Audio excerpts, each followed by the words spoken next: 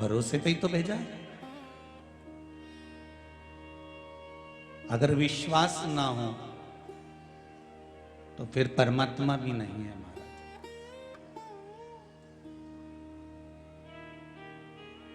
रामचरितमानस में तुलसीदास जी ने लिखा है, शंकर विश्वास रूपिणो। शिव विश्वास है।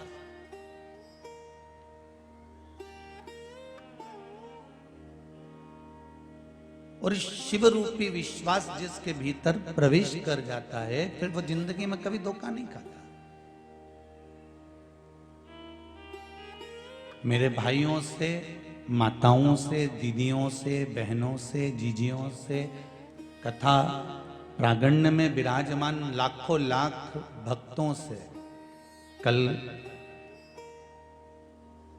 कोई देपालपुर के एक भगत का फोन आया था। उन्होंने सीओर ऑफिस से फोन नंबर लेकर बात करी। घाट साहब को फोन लगाया, हमने बात करी तो उनका कहना था, गुरुदेव भूतो ना भविष्य थे देपालपुर के इतिहास में कि 1 बजे से लोग छत पर दरी बिछाकर धूप में कथा को, मात्र आप दिखते नहीं हो, छत पर कथा सुनने के लिए बैठते हैं। ये देपालपुर के इतिहास की पहली कथा। उन्होंने कल फोन कर कर बोला, गुरुजी ऐसी कोई गली नहीं, ऐसा कोई मोहल्ला नहीं, ऐसा कोई क्षेत्र नहीं, ऐसा कोई घर नहीं जिसका ओटला, जिसकी गली, जो मोहल्ला, जो क्षेत्र भरा हुआ ना हो। एक एक घर में 50-50 मेहमान रह रहे हैं। दरी पर गोदड़ी पर जैसा बन रहा है सो रहे हैं, पर शिव कथा के लिए आए।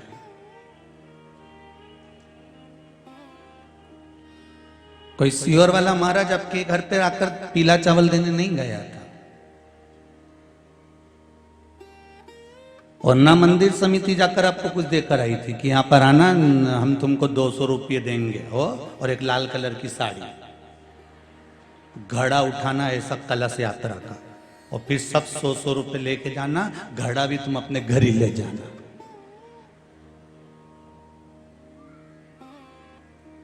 वो भीड़ तो बहुत देखी होगी आपने, पर ये भीड़ नहीं है, ये मेरे शंकर के गण हैं जो यहां पर बैठकर कथा का प्रस्थान कर रहे हैं।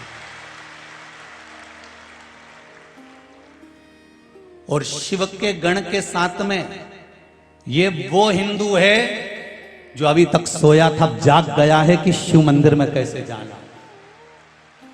धर्म किसको कहते हैं, धर्म की ध्वजा किसको कहते हैं, हमारा सार्थक सनातनी धर्म किसको कहते हैं, भगवान का भजन किसको कहते हैं।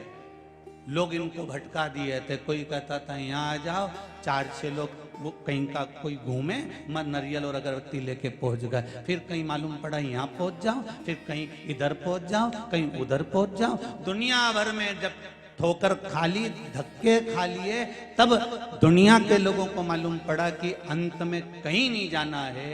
अंत समय प्रभु वचन दिया तो निभा। फिर अंत कुछ भी नहीं है, केवल एक सार तत्व है, और वो परमात्मा के चरणारविंद है। फिर उसको भटकना नहीं। आप जितने लोग शिव महापुराण की कथा को सुन रहे हो ना, आप जितने लोग कथा का रसपान कर रहे हो, चाहे आस्था चैनल के माध्यम से कर रहे हो, चाहे फेसबुक यूट्यूब के माध्यम से कर रहे हो, चाहे इस पावन पंडाल में, चाहे प्रांगण में जहां बैठकर कथा सुन रहे हो, कहीं ना कहीं मेरे ओघड़ दानी मेरे शंकर ने आप पर कृपा जरूर करी है, इसलिए आप इस कथा पंडाल में आए हो। उसकी कृपा हुई।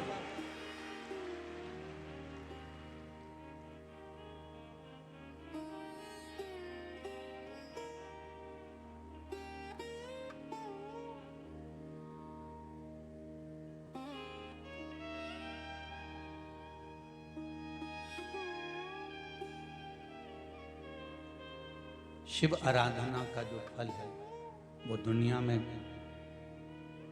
कोई वर्णन नहीं कर सकता। एक पत्र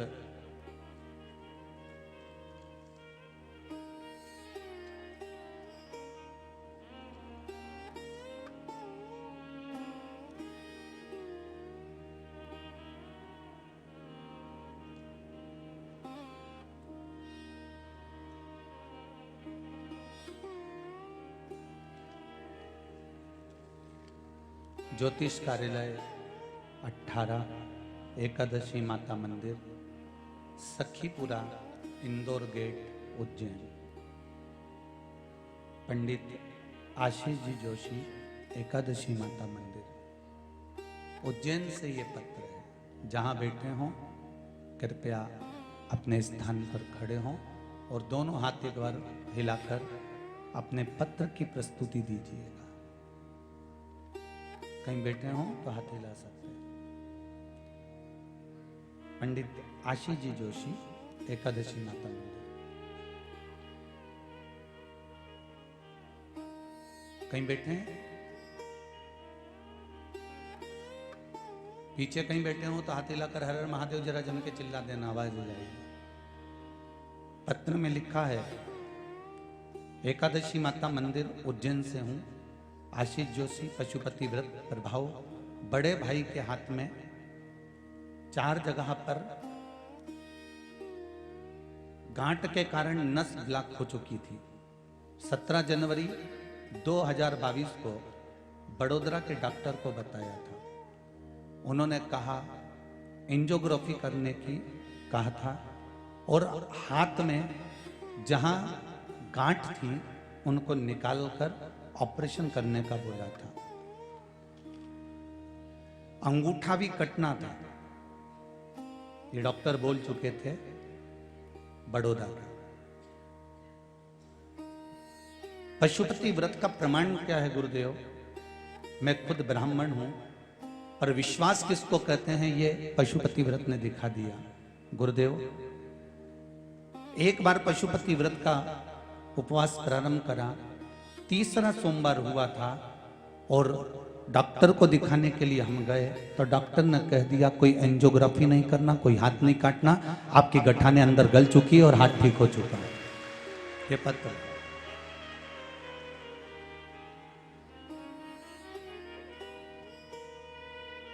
शिव उपासना किसको कहते हैं? शंकर की उपासना केवल विश्वास से करिएगा। और मेरी माताएं और मेरे भाई अगर इस कथा के पंडाल में आए हो ना, आप लोग आस्था चैनल पर अगर कथा सुन रहे हो या फेसबुक पर कथा सुन रहे हो तो एक बात बड़े ध्यान से लगा कर रखना, कहीं पर भी कथा सुन लो, विश्वास रखकर अगर सुनी है, भले आपका और हमारा मिलना नहीं हो रहा, पर विश्वास रखकर अगर सुनी है तो 3 महीने में मेरा बाबा आपकी मन की मुराद तो पूर्ण कर ही देगा। ज्यादा समय नहीं लेता वो।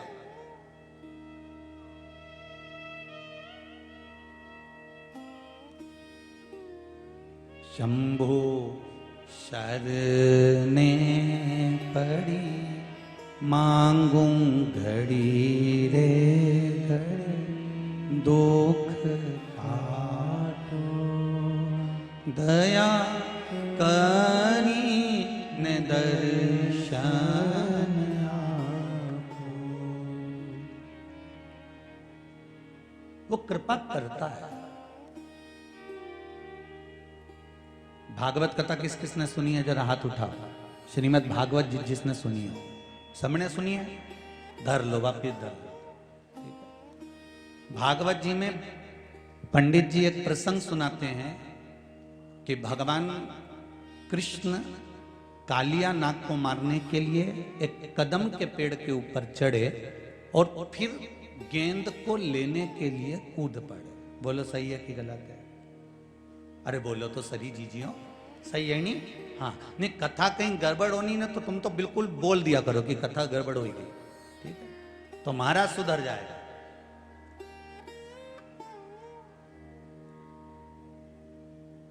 माई होती है जो बेटे को सुधार सकती है, और आप सब मेरी माँ हो, अपने बेटे को सुधारने का हक आपका है, आप सुधार सकते हैं। कहीं पे भी गड़बड़ होना तो तुरंत बोल दो, ए छोरा, ए नाना, बस उतनी देर में तो महाराज सीधा। तो तुम तो बिल्कुल कई दिक्कत नहीं। अपने अपन कथा करने बैठे हैं, इसका मतलब ये तो नहीं कि महाराज ही महाराज बोलेगा, तुम भी बोल सकते हो।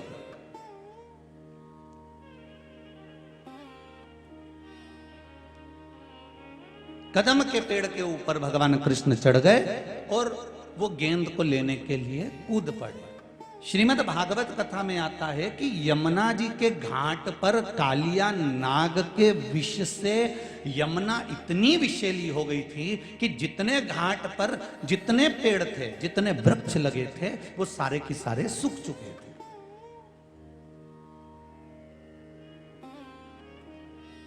जितने वृक्ष, जितने पेड़ लगे थे यमुना जी के घाट पर, वो सब सूख चुके थे। केवल एक वृक्ष ऐसा था कदम का यमुना जी के घाट पर, जिस पेड़ पर, जिस वृक्ष पर मेरा ठाकुर, मेरा कृष्ण चढ़ा था, बस वो वृक्ष हरा भरा था और उसी पर मेरा कन्हैया चढ़कर यमुना जी में कूदा था। एक वृक्ष। बाकी के जितने यमुना जी के तट पर, यमुना जी के घाट पर जितने वृक्ष थे, जितने भी पेड़ लगे हुए थे, वो सब कालिया नाग के विष से, सब विष के कारण सूख चुके थे। केवल एक कदम का पेड़ जिस पर मेरा ठाकुर चढ़ा था, मेरा कृष्ण चढ़ा था, वो हरा भरा था। जब कन्हैया वापिस लौट कर आए, गेंद लेकर आए, कालिया नाग को भगाए, तब राधा जी ने पूछ लिया, ठाकुर एक बात बताओ, यमुना जी के आसपास के सारे वृक्ष कालिया नाग के विष से सूख चुके थे, फिर ये वृक्ष हरा भरा क्यों था? तो भगवान कृष्ण कहते हैं, जिस समय पर अमृत लेकर जा रहे थे देवता, तब उसकी एक बूंद इस वृक्ष पर गिर गई थी, इसलिए ये वृक्ष हरा भरा था।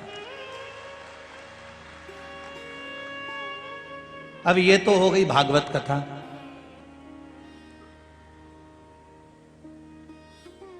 सारे वृक्ष सूखे हुए थे और एक वृक्ष हरा भरा था, क्योंकि उस पे अमृत की बूंद गिर गई थी। शिव महापुराण की कथा कहती है, जिस पर शिव महापुराण की, शंकर की करुणा की अगर बूंद गिर जाती है, दुनिया सूख जाए पर वो नहीं सूख पाता जिस पर गिरी है अमृत की। आप शिव की आराधना करो,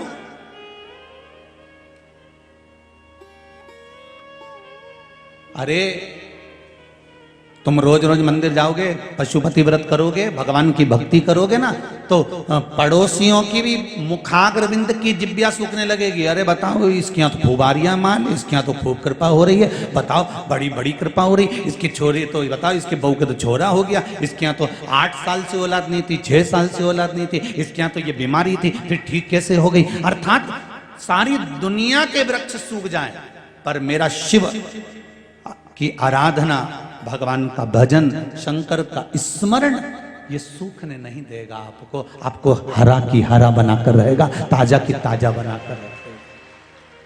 अब भक्ति तो करो, भजन तो करो, स्मरण तो करो।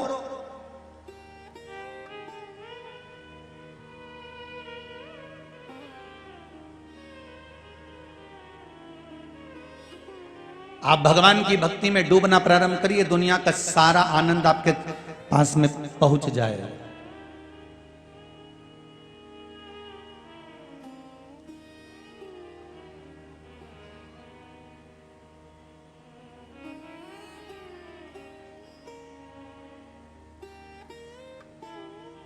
भक्ति और उस भक्ति का बल दोनों को पहचानिएगा आप जीवन। जिस मंत्र को आप जपते हो, श्री शिवाय नमस्तुभ्यम जप रहे हो, चाहे पंचाक्षर नमः शिवाय जप रहे हो, चाहे षडाक्षर ओम नमः शिवाय जप रहे हो, चाहे 12 अक्षर ओम नमो भगवते वासुदेवाय जप रहे हो, चाहे गायत्री मंत्र का जाप कर रहे हो, चाहे महामृत्युंजय मंत्र का जाप कर रहे हो, आप जिस मंत्र को जप रहे हो, मंत्र कोई साधारण नहीं है।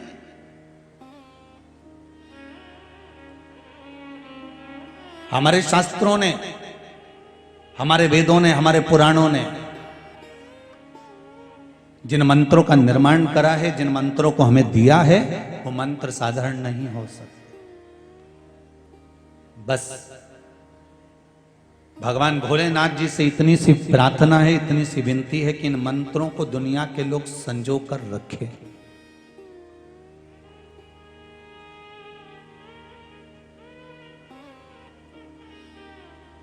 आपको एक बात कुबेरेश्वर धाम की कथा में कही थी, हमें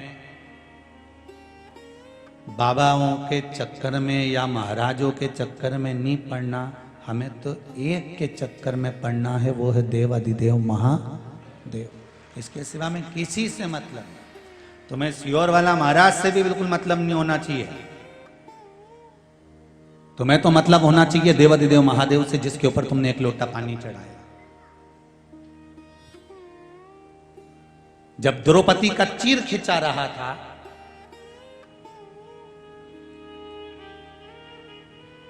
जिस समय पांडव और कौरव जुआ खेलने जा रहे हैं, भगवान कृष्ण पास में बैठे हुए हैं और जुए खेलने की खबर आती है युधिष्ठिर के पास में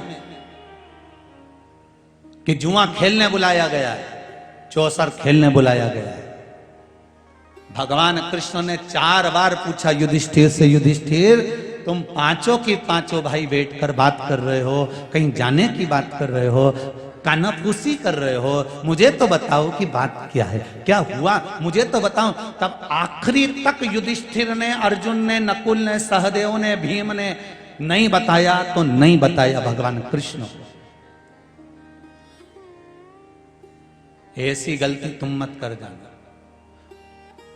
समस्या सामने आकर खड़ी हो, दूसरों को बाद में बताना।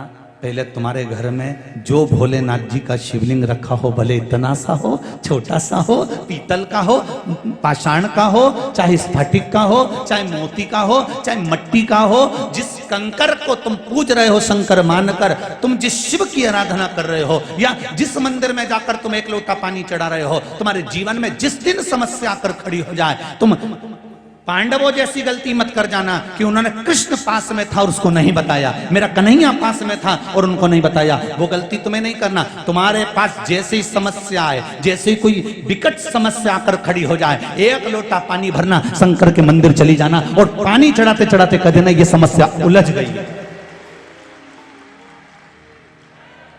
मेरी ये समस्या उलझ गई है भोलेनाथ। तुम्हें सियोर वाले महाराज को फोन लगाने की जरूरत नहीं है, तुम्हें किसी के पास जाने की जरूरत नहीं है, 2 अगरबत्ती नरियल लेकर हिलने डुलने वालों के पास जाने की जरूरत नहीं है। तुमको केवल एक काम करना है, शिव के द्वार जाना है, शंकर के मंदिर जाना है, शिव की चौखट पर जाना है, भगवान शंकर को एक लोटा पानी चढ़ाकर भगवान शंकर से बस प्रार्थना कर देना कि बाबा मेरे जीवन में ये समस्या आकर खड़ी हो गई है, मेरे जीवन में ये समस्या आ गई है और इसको आपको संभालना है, कोई दूसरा नहीं।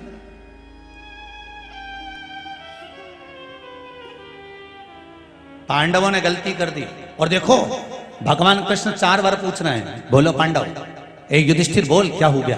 कुछ नहीं स्वामी, कुछ नहीं, कुछ नहीं। मां अपने बेटे का मुख देखकर पहचान जाती है, बाप अपने पुत्र का चेहरा देखकर पहचान जाता है कि आज कहीं घाटा खाकर आ गया है।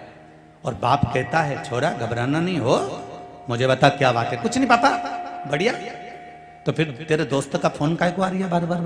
नहीं, वो तो ऐसे ही बोल रहा है कि आजा चौराहे पे अपन घूम के आते हैं जरा बाजार तक, 24 अवतार मंदिर तक जरा यूं ही राउंड लगा के आए अपन, ले आ तो जरा। छोरा मेरे को बता तो सही बेटा। माँ पूछे बाबू, ए नाना मेरे को बोल तो सही बेटा, क्या हुआ क्या है, बोल तो। कहीं नहीं माँ, अब भी आऊं, अब भी गया, अब भी आया। और जब पहुंचा वो कहीं बाजार में और दोस्तों ने उसको घेर लिया, पैसा मांगा, ला दे, जो तूने पैसा लिया था वो दे।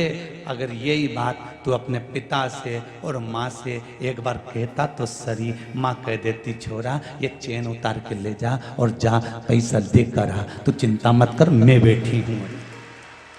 बाप कहता छोरा घबराने की जरूरत नहीं है, आज प्रॉपर्टी तेरी है, कल भी प्रॉपर्टी तेरी है, मरूंगा उसके बाद भी प्रॉपर्टी तेरी होगी। क्या चाटू इस जमीन को? ले चल मेरे साथ, अब भी फसल बेचूं, अभी सामान बेचूं और अभी पैसा देखी हूं। काहे को चिंता करता है छोरा? ये बाप होता है, ये माँ होती है। पर छोरा बताए नहीं, वो तो केवल एक को बताया, जगदम्बा चंद्रघंटा को। तब वो और जगदम्बा चंद्रघंटा क्या करेगी? अरे बोलो तो सही, ज्यादा से ज्यादा अपने पापा को फोन लगाएगी, ऐसे के साथ ब्याह कर दिया, कर्जे में लदा लूं, एक मेरा मंगलसूत्र तक ले गया। वो क्या करेगी? नहीं, थोड़ा तुम्हें बुरा तो लगेगा जीजियो, जगदम्बा जितनी बैठी होगी ना, जो ओरिजिनल जगदम्बा होगी उसी को बुरा लगेगा। जो जगदम्बा है ही नहीं तो उसका काय का बुरा लगे? आग लगे बस्ती में अपन रो मस्ती में, अपने को भी करना उसमें। जो है ही नहीं जगदम्बा तो उसको काय का बुरा लगे? बुरा उसको लगे जो जगदम्बा ओरिजिनल, जो यहां से जाते से भिनक जाते, अब मत चले जाना मिश्रा जी की कथा में, और टीवी बंद कर दो आस्था चैनल, ये महाराज जब आए नहीं ये आग लगाए घर में। अरे बिना माचिस का माचिस है सियोर वाला महाराज, सोचना नहीं। मेरा जगदम्बाओं से भी निवेदन है, अगर तुम्हारा पति तुमको कुछ बता रहा है ना, 1 मिनट की देरी मत करना और सीधे अपनी सास के पास जाना। माई के बाद में पहले सास के पास जाना। मम्मी 2-3 दिन से इनको थोड़ा सा कुछ अच्छा नहीं लग रहा। क्या हुआ बेटा? मुझे बता छोरी, क्या हो गया? पापा ऐसी बात है। मम्मी ऐसी बात है। तुमको अगर तुम्हारे पति ने कुछ बात बताई है तो सबसे पहले आप सास ससुर को बताइए। निर्णय वो देंगे, सुधार वो देंगे, क्योंकि घर का बाप है वो, घर की माँ है वो। उसने धूप में बाल सफेद नहीं करे, जिंदगी खपा दी तुमको बड़ा करने में, तुमको पाल पोष कर आगे लाने, पूरी जिंदगी गवा दी उस माता पिता ने तुमको आगे लाने के लिए। चिंता मत करना, दुख आए। भगवान कृष्ण ने 4 बार कहा मुझे बताओ क्या बात है। कुछ नहीं प्रभु, बढ़िया एकदम, कहीं नहीं कहीं नहीं कहीं नहीं, और कहीं नहीं करता रिया। भगवान जाने लगे कहां? जहां युधिष्ठिर जा रहे थे उनके साथ में कृष्ण जा रहे हैं। युधिष्ठिर ने अर्जुन से कहा कृष्ण साथ जा रहे हैं, इनके सामने चौसर कैसे खेलेंगे, जुआ कैसे खेलेंगे? एक काम करो अर्जुन, तुम भगवान कृष्ण से कह दो कि तुम बाहर ही रुक जाओ। अर्जुन गए दौड़ते दौड़ते, द्वारकाधीश की जय हो। सखा मित्र अर्जुन, क्या बात है? अर्जुन ने कहा प्रभु कहां जा रहे हो? भगवान बोले दुर्योधन की सभा में, धृतराष्ट्र की हस्तिनापुर की पावन सभा में जा रहा हूं। मैंने सुना है आज कुछ होने वाला है। भगवान को तो सब मालूम था, पर के तो सभी कुछ होने वाला है। अर्जुन ने कहा द्वारकानाथ से प्रभु हाथ जोड़ के निवेदन करता हूं आप बाहर रहना, हम अंदर जा रहे हैं। भगवान कहने लगे मेरी जरूरत है, अंदर मैं चलूंगा नहीं। अर्जुन ने कहा हाथ जोड़कर निवेदन करता हूं पांडवों की ओर से, जब तक तुम्हें बुलाए नहीं तब तक तुम अंदर आना मत। हम बुलाएं तब आना, ऐसे मत आ जाना। आपको मेरा वचन देना पड़ेगा, मेरे शीश की सौगंध है आप, मैं आपको सौगंध देता हूं। अर्जुन कहते हैं जब तक बुलाए नहीं तब तक अंदर आना मती। भगवान कृष्ण आंख में आंसू भर लिए। हस्तिनापुर के दरवाजे के बाहर एक कुर्सी लगी हुई थी, सिंहासन लगा हुआ था, जिसको वेटिंग सीट कहते हैं, वेट करने के लिए वहां बैठ गए। अंदर चौसर चालू हुई। पांडव हारने लगे, कौरव जीतने लगे। फिर कौरव हारने लगे, पांडव जीतने लगे। पांडव जब जीतने लगे, इतनी देर में दुर्योधन ने कह दिया अब मेरा मामा खेलेगा, शकुनी मामा खेलेगा। भगवान कुर्सी पे से खड़े हो गए कि अकल आएगी पांडवों को। जब ये दुर्योधन कह रहा है कि मेरा मामा खेलेगा, तो पांडव चिल्लाकर कहेंगे हमारा द्वारकानाथ खेलेगा।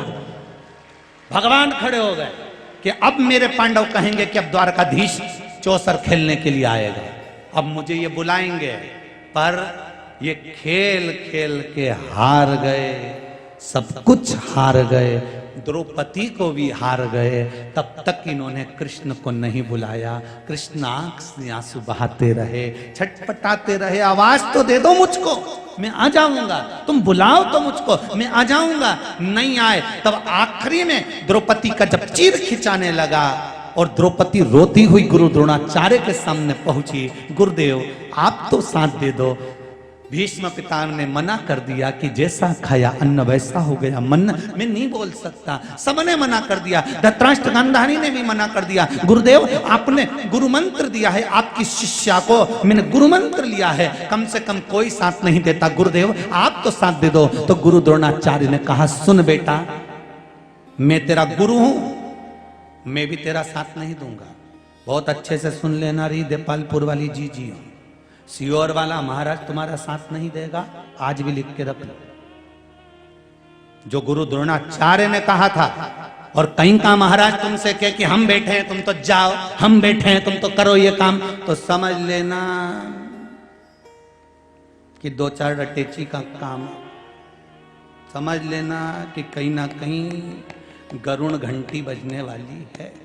क्योंकि भागवत जी कह रही है कि गुरु द्रोणाचार्य करें, सुन द्रौपदी, मैंने तुझे गुरु मंत्र दिया, मैं साथ नहीं दूंगा, पर सुन इस सभा में जितने बैठे हैं कोई तेरा साथ नहीं देगा, पर द्रौपदी जो मैंने तुझे मंत्र दिया था उस मंत्र को जपना चालू कर, वो तेरा साथ देगा। आपको भी एक मंत्र दिया है, सियोर वाला महाराज तुम्हारा साथ नहीं देगा, रिश्तेदार नातेदार कुटुंब और कबीले वाले साथ नहीं देंगे। आपको भी एक मंत्र मिला है, जब दुख आए तब उसको जपना प्रारंभ कर दो, श्री शिवाय नमस्तुभ्यम, उस मंत्र का जाप करना प्रारंभ कर दो। देखो जपो, और द्रौपदी ने जो मंत्र का जाप करना प्रारंभ करा, गुरु मंत्र का, आवाज गई मेरे द्वारकाधीश के कानों में, और द्वारकाधीश दौड़ कर आ गए और द्रौपदी का चीर बढ़ा दिया। तो द्रौपदी ने पूछा, प्रभु इतनी देर कर दी आने में, भगवान के तू बुलाए तो आऊं ना, मैं तो कब से बाहर बैठा हूं कुर्सी लगा के कि बुलाएंगे बुलाएंगे बुलाएंगे बुलाएंगे। अब भगवान तो इंतजार में रहता है। आप सबसे निवेदन है, मेरा भोलेनाथ भी तुम्हारे इंतजार में बैठा है, मेरा शंभू मेरा शंकर भी तुम्हारे इंतजार में बैठा है, मेरा चार भुजानाथ तुम्हारे इंतजार में बैठा है, मेरा सांवरिया सेठ तुम्हारे इंतजार में बैठा है, मेरा नाथ द्वारे का श्री जी बाबा तुम्हारे इंतजार में बैठा है, मेरा गोवर्धननाथ तुम्हारे इंतजार में बैठा है, मेरा द्वारकानाथ तुम्हारे इंतजार में बैठा है। तुम एक बार दिल से पुकारो तो सही, तुम्हारे सामने आकर खड़ा हो जाएगा। उसको बुलाओ तो, पर तुम तो उसको कब बुलाओ, जब पहले सब रिश्तेदारों को तो बुला लो। सारा रिश्तेदार इकट्ठा कर लिया, जब डोकरी निपटी, जब बूढ़ी अम्मा के प्राण छूटे ना, तो सबको फोन लगा के पूछे, मामी जी मम्मी 2 दिन से कुछ नहीं खा रही, ऐसा लग रहा है अंतिम सांसें चली, डॉक्टर भी बोल दिया अब तो निपटने वाली। मामी जी भी आ गई, काका जी, ओ काका जी हाँ छोड़िए, अम्मा जी रही है, काका जी यही किया, फूफा जी, हाँ फूफा जी भी आ गए, जीजी भी आ गई, जीजा भी आ गया, सब इकट्ठा, मरने वाले के प्राण छूट रहे हैं, सब उसके पलंग के आसपास खड़े हैं। इधर से कोई आवाज लगा रहा, जीजी बोलो तो एक बार देखो तुम्हारा छोरा खड़ा। जीजी उस छोरा को देखे और आंख में से आंसू बहाए, बोल तो सके नहीं, अंतिम समय में आंख में से आंसू गिर रहा। तो इतने में मौसी बोली, देखो छोरा को पहचान गई। अरे क्या पहचान गई, आंख में आंसू इसलिए आ रहा है कि इनके लिए जोड़ जोड़ के मर गई, कभी मुख से राम नाम और कृष्ण नाम नहीं लिया, इसलिए आज ऐसे जाना पड़ रहा।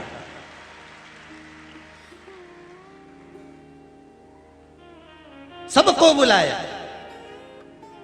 अरे हाथी की कथा कहती है, गजेंद्र मोक्ष की कथा श्रीमद् भागवत की, हाथी के प्राण छूट रहे थे, सारा परिवार पास में खड़ा हुआ था, हाथी का कोई पैर छुड़ा पाया था?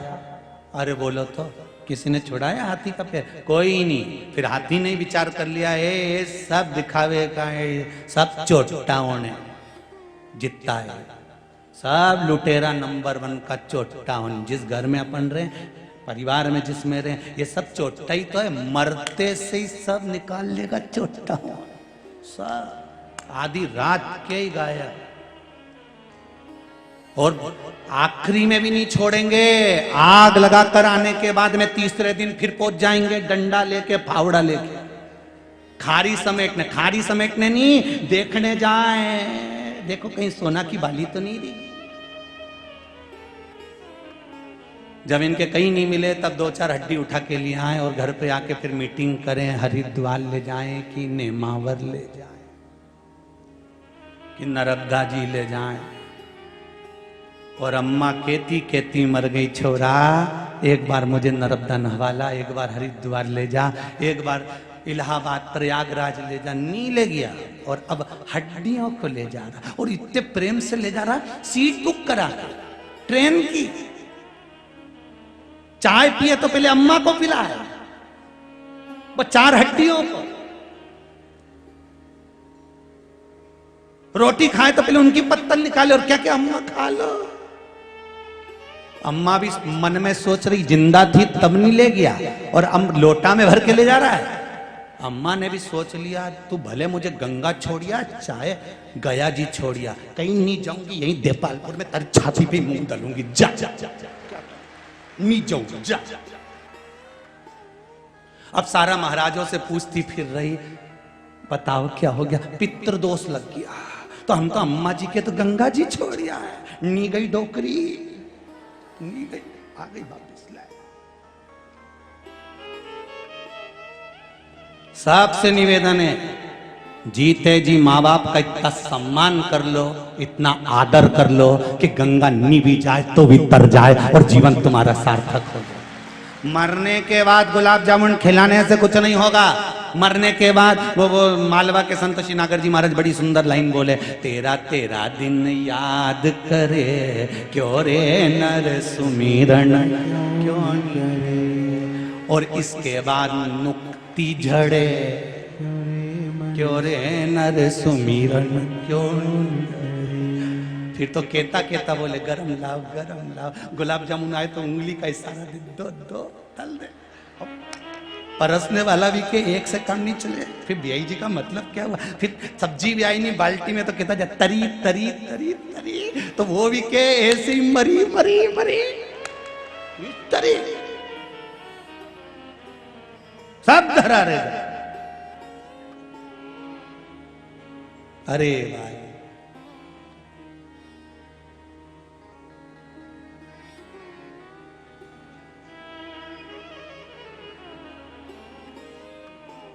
सब पड़ा है, किस काम का?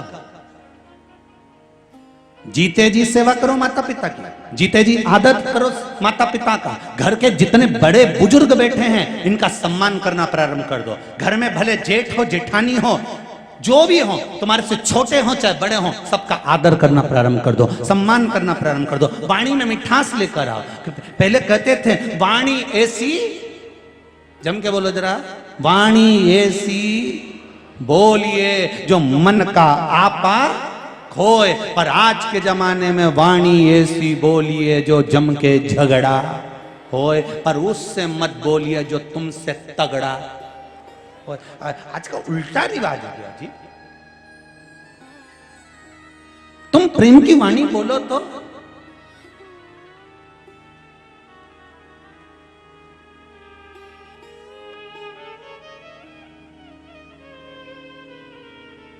रे मन मुसाफिर निकलना पड़ेगा, काया कुटीर खाली करना पड़ेगा।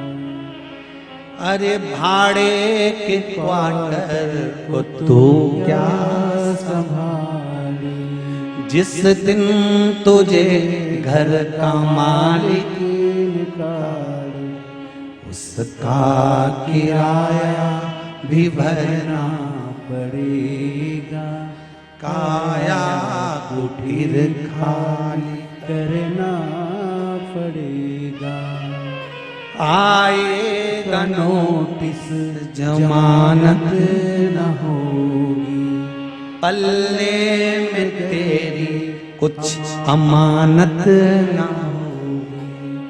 यम की कैद तुझे चढ़ना पड़ेगा, काया कुटी खाली करना पड़ेगा। बड़ा मुश्किल है मनुष्य। करो शिव का भजन। द्रौपदी ने आखिरी में, द्रौपदी कहती है तुम्हें आने में इतनी देर कर दी, भगवान के तूने बुलाने में देरी कर दी, तुम इतनी चतुरता रखना। शिव महापुराण से एक बात सीख लेना, जैसे ही बीमारी लगे और डॉक्टर बोले कि ये ऑपरेशन है, ये देखो पत्र में एक और चीज लिखी, बड़ी सुंदर है।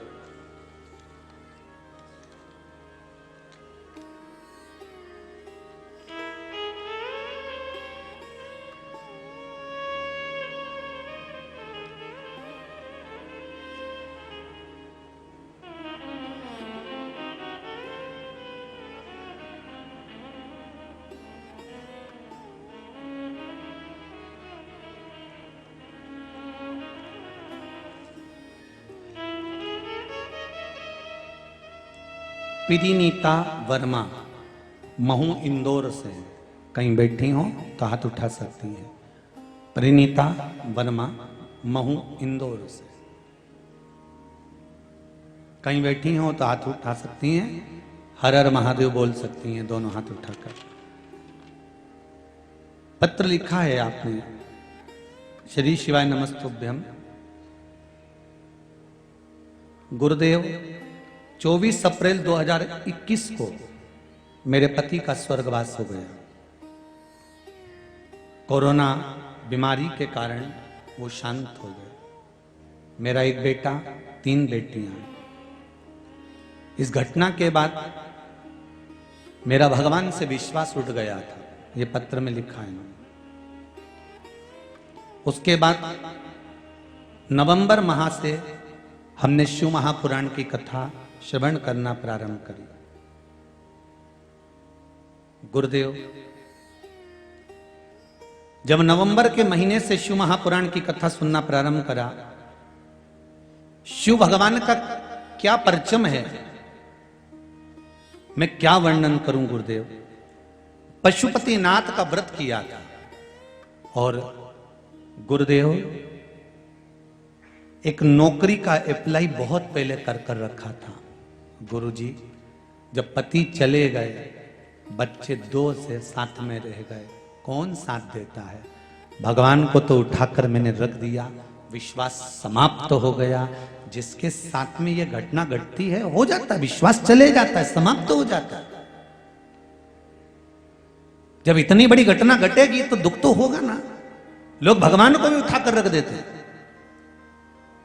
पर गुरुजी, नवंबर महीने से जब मैंने शिव महापुराण की कथा सुनी और पशुपति व्रत का स्मरण करा, फुलरिया दूज का गुरुदेव धतूरा,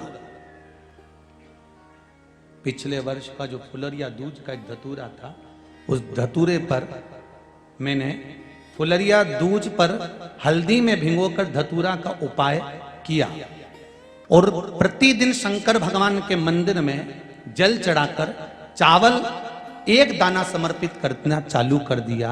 गुरुदेव, जो बहुत पहले मैं एक बार फार्म भरी थी, मुझे भी नहीं मालूम था कि वो फार्म कब का था। और गुरुजी, सरकारी नौकरी मेरी उज्जैन हाई कोर्ट में लग गई। ये पत्र है।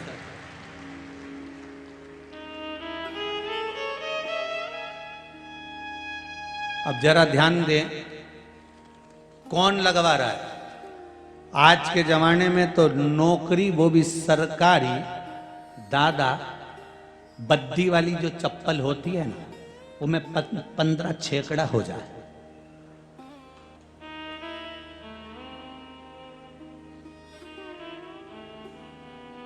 कौन कर रहा है। लोग कहते हैं कि जब भगवान ने हमारे साथ गलत किया, इनको उठा लिया, इनको रख दिया, इनको ले गए, दुख हमारे ऊपर पहाड़ टूट पड़ा। लोग कहते हैं अब कौन साथ देगा। मेरा निवेदन है, हिम्मत मत हारना। जब आप शिव जी से निवेदन करेंगे, प्रार्थना करेंगे, तो शिव उसको स्वीकार करेगा। आप भगवान को पुकारो तो तुम आना भोले बाबा मेरे मकान में, तेरा डमरू डम डम बाजे सारे जहान में। शिव जी से निवेदन करना, भगवान शंकर से प्रार्थना करोगे, कहोगे, विनय करोगे, निवेदन करोगे, तो ऐसे जीवन का कोई भी दुख हो, कोई भी तकलीफ हो, कोई भी कष्ट हो, आप उससे प्रार्थना करेंगे तो शिव उसको स्वीकार करेगा।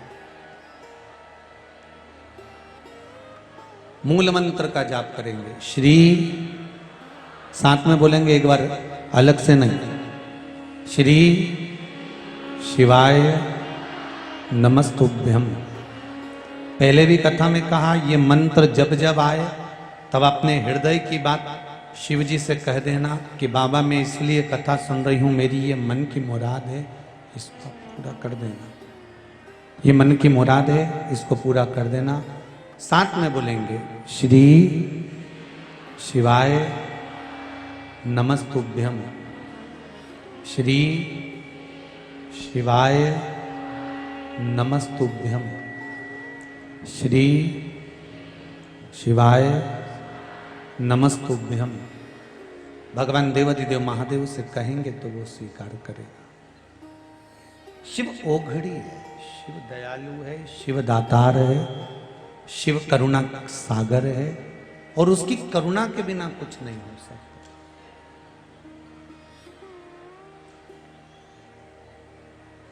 तारकासुर का संहार हुआ, तारकासुर के प्राण छूटे। भगवान शंकर एक बार बड़े आनंद के साथ में विराजमान थे और शिव जी बैठे हुए थे। उनके नेत्र बंद थे और नेत्र बंद होने के साथ में आंख से, नेत्र से एक अश्रु नीचे गिर गया, जिससे अंधकासुर का जन्म हो गया, अंधकासुर प्रकट हो गया, जिससे अंधकासुर का प्रागट्य हो गया। पार्वती जी ने उसको गोदी में ले लिया। पार्वती जी को लगा कि ये शिव जी का पुत्र है तो मेरा पुत्र है। एक बात बहुत अच्छे से ध्यान करिएगा, जीते जी तुमने जो दे दिया, अपने जीते जी तुमने जो दिया है, जो तुमने दान करा है, जो तुमने पुण्य करा है, जो तुमने सत्कर्म करा है, जो तुमने भजन करा है, जो तुमने कीर्तन करा है, अपने जीते जी जो तुमने दिया है, वो एक अलग प्रसंग हो जाता। मरने के बाद अगर कोई दे तो उसकी कोई गारंटी नहीं कि तुम्हारे खाते में गया कि नहीं गया।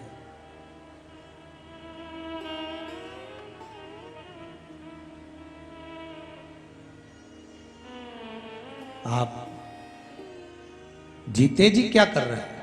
आपने जीते जी कितना भजन करा, कितना कीर्तन करा, कितना स्मरण करा, कीर्तन नाम जाप करा, कितना भगवत स्मरण करा, ये आपके ऊपर।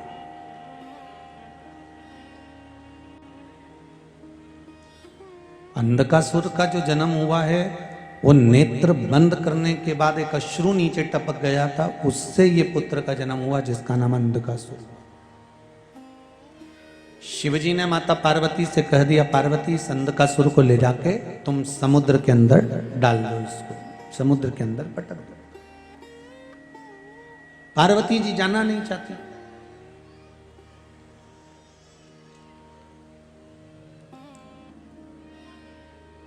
शिव जी ने फिर कहा, पार्वती इस अंधकासुर को ले जाकर समुद्र के अंदर डाल दीजिए। पार्वती जी फिर भी नहीं गई। बार बार निवेदन करा जा रहा कि इस बच्चे को समुद्र के अंदर फेंक दो। पार्वती जी कहती है ये मेरा पुत्र है क्योंकि आपके द्वारा प्रकट हुआ।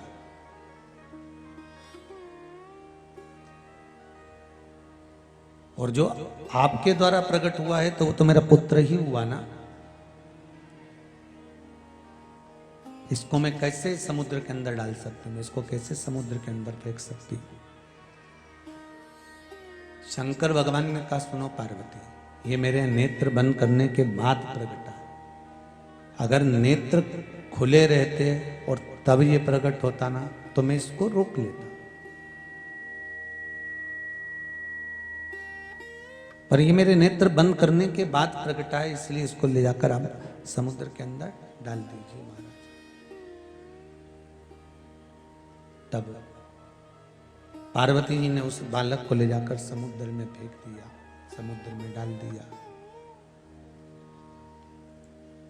और समुद्र में जब बालक को डाला, उसी में हिरण्याक्ष रहता था। उस हिरण्याक्ष ने उस बालक को पाल पोस कर बड़ा करा। भगवान का वह अवतार हुआ, उस अवतार में हिरण्याक्ष को मार दिया गया।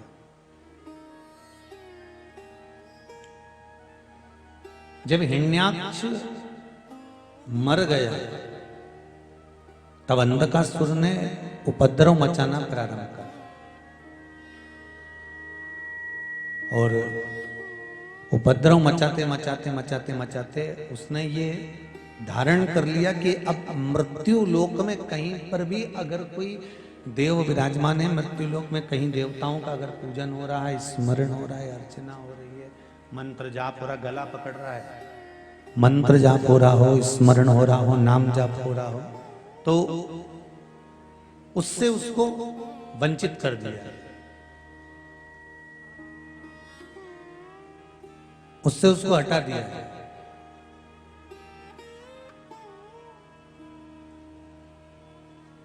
सारे मंदिर, सारे देवालय सब तोड़वा दिए, सब टूट गए। अब एक समझने वाली बात है, ये आपकी और हमारी, जितने लोग कथा श्रवण कर रहे हैं वो भी अच्छे से समझ लें और अपन सब अच्छे से इसको ध्यान कर लें कि ये जरूरी नहीं है कि कोई पिता अगर धर्मात्मा है, अगर कोई पिता धर्मात्मा है तो उसकी औलाद भी धर्मात्मा हो। जितने लोग कथा सुन रहे हैं जरा सावधानी से सुनना और इस बात पर विशेष ध्यान रखना। एक विद्वान का पुत्र विद्वान होगा ये पक्का नहीं।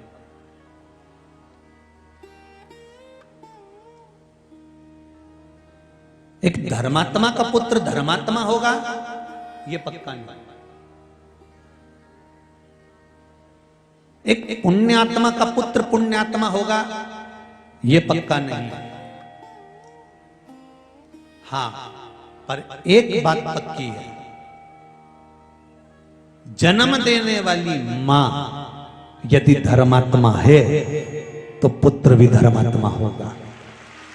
जन्म देने वाली मां अगर पुण्यात्मा है तो पुत्र भी पुण्यात्मा होगा। जन्म देने वाली मां अगर सत्कर्मी है तो पुत्र भी सत्कर्मी होगा।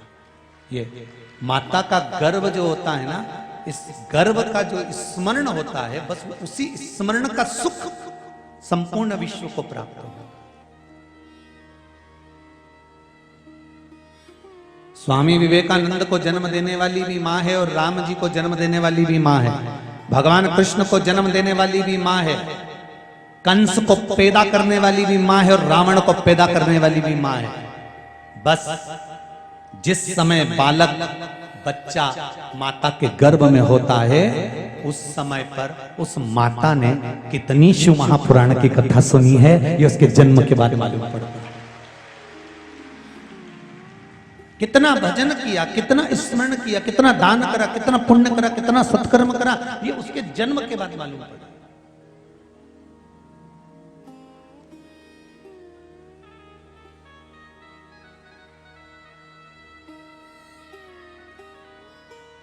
गर्व का ज्ञान था प्रहलाद जी महाराज को, गर्व का ज्ञान था प्रहलाद जी महाराज को। इसलिए गर्व के ज्ञान के कारण प्रहलाद जी महाराज ने भगवान का भजन करा, कीर्तन करा, मंत्र जाप करा, स्मरण करा, नाम जाप करा। ये सब गर्वित ज्ञान है, ये सब गर्व का ज्ञान। और गर्व का ज्ञान प्रबल ज्ञान है।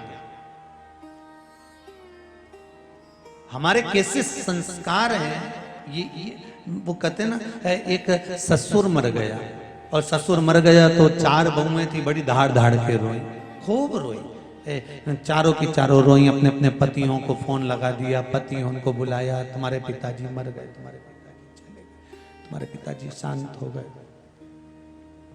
तुम्हारे पिताजी चले गए हैं महाराज। चारों पति आए और चारों पतियों ने आकर अपनी अपनी पत्नियों से कहा, चिल्ला चिल्ला के क्यों रो रही हो, क्या हो गया, तुम्हारे पिताजी मर गए। तो चारों पतियों ने अपनी अपनी पत्नियों से कहा, भगवान ने बड़ी कृपा करी जो हमारे पिताजी को मार दिया। रोज रोज मरने से तो अच्छा है कि बाप एक दिन मर गया। अरे तुम भी तो चाहती थी कि पिताजी मर जाए, फिर काय को रो रही हो। चारों बहुएं बोली, तुम्हारा बाप मर गया इसके लिए थोड़ी ना रो रहे हैं, तो तुम्हारा पिता मर गया उसके लिए थोड़ी ना रो रहे हैं, तो वो तिजोरी की चाबी ना जाने का धर गया इसलिए रो रहे हैं। और सुनो, अपने पिताजी को जगाओ और पूछो चाबी कहां रखी। बेटे बोले, पिताजी को मरे हुए इतना समय हो गया है, पिताजी को शांत हुए कम से कम आधा घंटा 1 घंटा हो गया भाई, बेस कम करके थोड़ा डीले खोल दीजिए। पिताजी को मरे हुए इतना समय हो गया, आधा 1 घंटा हो गया, और जब आधा 1 घंटा हो गया पिताजी को मरे हुए, तो अब पिताजी कहां से बोलेंगे कि चाबी कहां रखी है। पत्नियां बोली, कुछ भी करो, इनको जगाओ और चाबी की पूछो, नहीं तो सोच ले। अब बेचारे चारों की चारों गए, डॉक्टर साहब के पास पहुंचे। डॉक्टर साहब, इसको कोई इंजेक्शन वगैरह आता हो, पिताजी थोड़ी देर के लिए जाग जाएं और बता दें कि चाबी कहां रखी है, बस उतने में तुम्हारा काम हो जाएगा। डॉक्टर साहब बोले, 80,000 का एक इंजेक्शन लगेगा।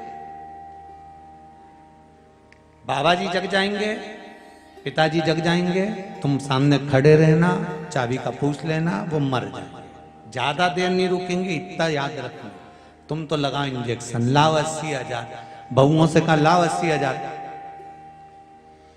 बहुओं ने गई 20-20 हजार में रकम बेची है। चाबी इतनी जरूरी थी। 80,000 रुपए लाकर अपने पतियों के हाथ में दिया, पतियों ने वो 80,000 रुपए डॉक्टर साहब को दिया। डॉक्टर साहब ने बहुओं से कह दिया, सामने खड़ी हो जाओ, जैसे इंजेक्शन लगाएं वैसे ही पूछ लेना बस। और इन्होंने जैसे ही इंजेक्शन लगाया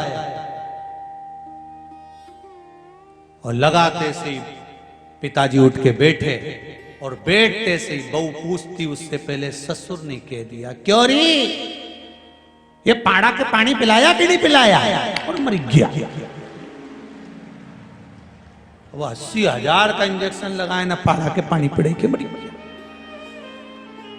इतने में बउन धाड़ धाड़ के रोने लगी। अब इसलिए धाड़ के रो रही थी कि 20-20 हजार भी चले गए। बउन हाथ जोड़ के बोली, वंस मोर, एक बार फिर से लगा दो इंजेक्शन। डॉक्टर साहब बोले, लाओ 80,000 जाओ। अभी पाड़ा के पानी पिलाया, अब गाय के पिलाया। अब चाबी की कोई गारंटी नहीं कि मिले कि नहीं मिले हो।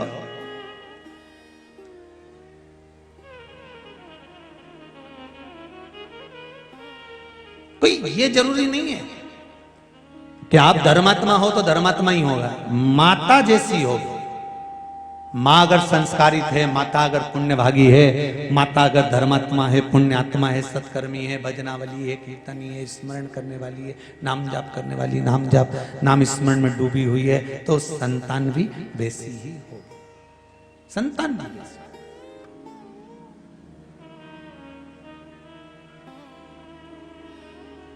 अंध का सुर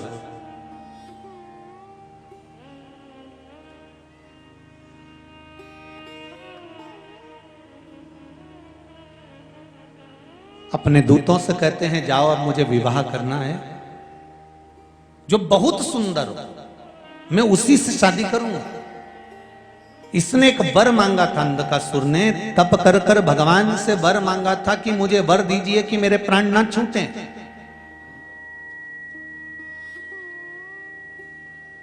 मुझे वर प्रदान करो कि मेरे प्राण ना जाएं। भगवान ने कहा ऐसा हो नहीं सकता कि मरोगे नहीं, मरना तो पड़ेगा, फिर और कुछ मांग लो। नहीं, मुझे तो यही वर चाहिए कि मैं मरूं ना, और कुछ मांग लो।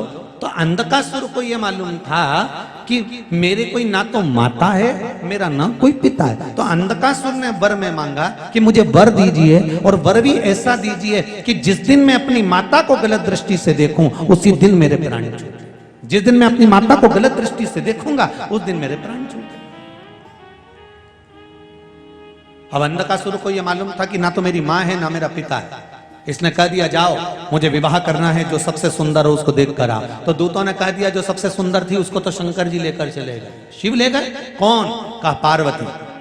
पार्वती इतनी सुंदर है? हाँ। और अंधकासुर माता पार्वती को ही विवाह करने के लिए, उनको देखने के लिए गया। और जो अंधकासुर, क्योंकि यहां उसने वर मांगा था कि जिस दिन मैं अपनी माता को गलत दृष्टि से देखूं उस दिन मेरे प्राण छूट जाएं, उसी दिन मेरे प्राण छूटे। शिव महापुराण की कथा कहती है, हम तो कहते हैं कि इस संसार में, मृत्यु लोक में, भारत की भूमि पर, इस पवित्र धरा पर, भारत की भूमि पर जो जन्म ले, भगवान को वहीं से एक वर देकर भेजना चाहिए कि जिस दिन तो भारत माता को गलत दृष्टि से देखेगा उसी दिन निपट जाएगा।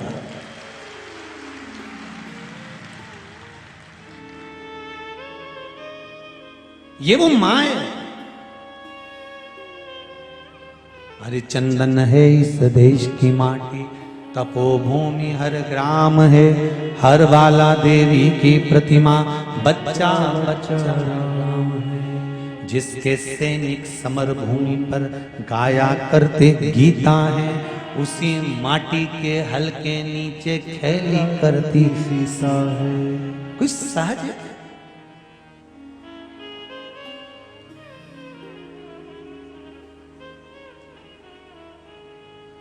अरे देपालपुर वालों को तो बड़ी प्रसन्नता होना चाहिए।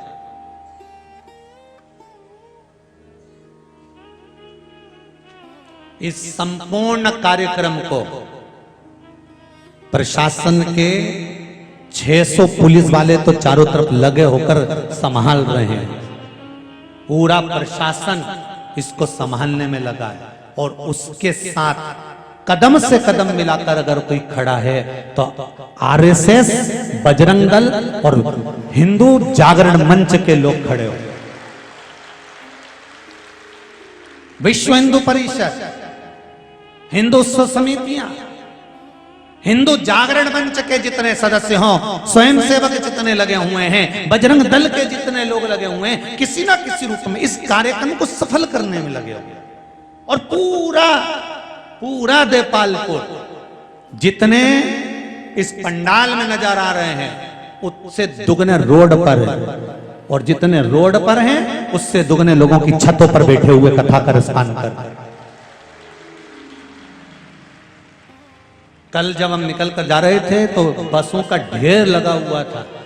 समिति ने कम से कम 20-25 तो पार्किंग बनाई थी। आज जाकर उन पार्किंगों का हाल देखकर आना कि पार्किंग में जगह नहीं बची तो लोगों ने 6-6 किलोमीटर 8-8 किलोमीटर दूर अपने अपने वाहन टिका कर रखे और पैदल चले आ रहे हैं कथा का रसपान करने के लिए। क्या मिल रहा है उनको?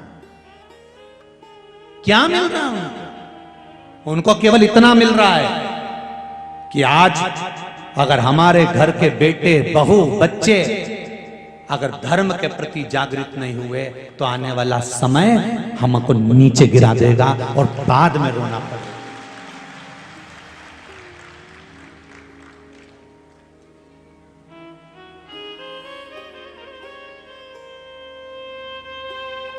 बाद में रोना पड़ेगा।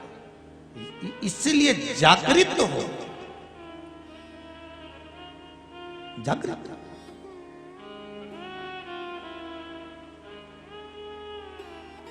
आता है संसार, ये अंधकासुर कह रहा है मां को गलत दृष्टि से देख लिया, माता को।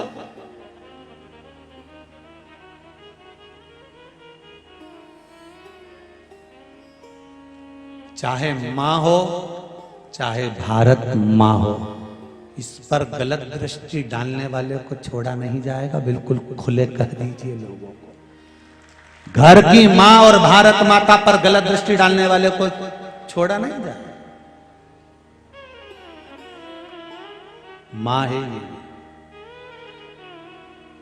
महाराज गलत दृष्टि दे दी अंधकासुर ने, बस मां की आंख में से आंसू बह रहा है। पार्वती मैया क्या कर सकती है? एक बेटा जब अपनी माता को अपशब्द कहता है ना, मां उसको मार भी नहीं सकती, और मार भी देती है ना तो रो लेती है। मां क्या करती है? रोती है। पार्वती जी रो रही है। शिवजी ने पूछा क्यों रो रही हो पार्वती? पार्वती जी कहती हैं जिस बेटे को मैंने गले से लगाया था, जिसको मैंने अपना पुत्र कहा था, वो पुत्र मुझे गलत दृष्टि से देख रहा है। वो पुत्र मेरा गलत दृष्टि से देख रहा है।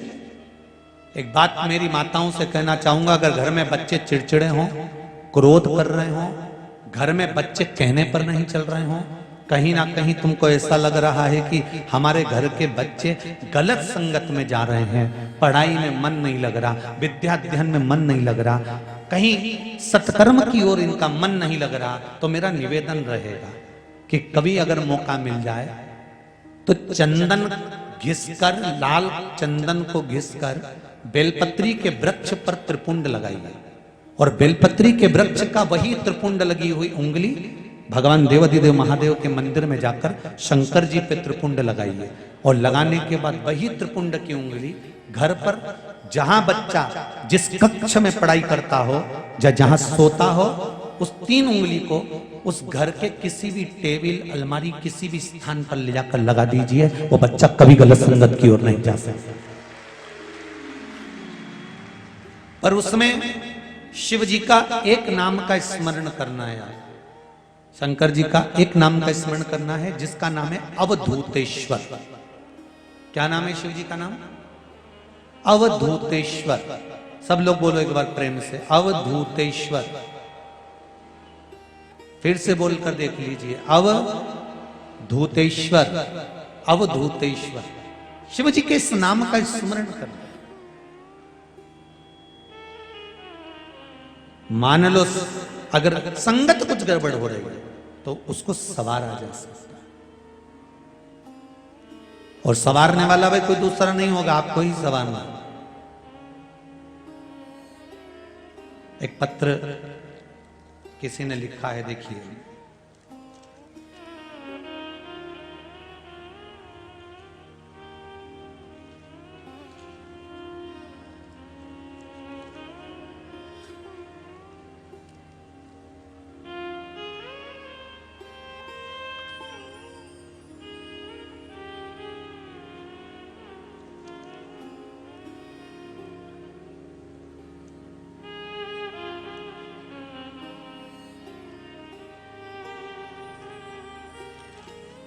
मैं पिंकी चौहान देपालपुर से हूं।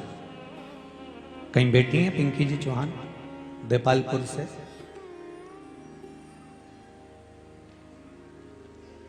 कहीं बेटी हो तो हाथ उठाकर हर हर महादेव बोल दीजिएगा।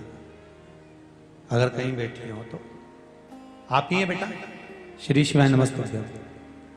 आपने लिखा है पत्र में, मैं पिंकी चौहान देपालपुर से हूं। शिव कृपा किससे कहते हैं? कोई मुझसे पूछे। किडनी में पथरी थी, किडनी में पथरी थी, बॉटल चढ़ती थी, इंजेक्शन लगते थे, पर फर्क नहीं पड़ता था। मेरी मम्मी ने कहा कि तू सियोर वाले महाराज कथा कहते हैं तो कथा सुन, और कथा सुना। कथा सुनने के बाद में सफेद दुर्वा वाला प्रयोग और जल शिवजी को चढ़ाकर बालचंद्रेश महादेव के नाम से पीना और दुर्वा को खाना चालू करा। अब मेरे को कोई तकलीफ नहीं है और डॉक्टर भी कह रहे हैं कि किडनी में पथरी नहीं है। बैठो बेटा, हर हर महादेव। ये शिव कृपा।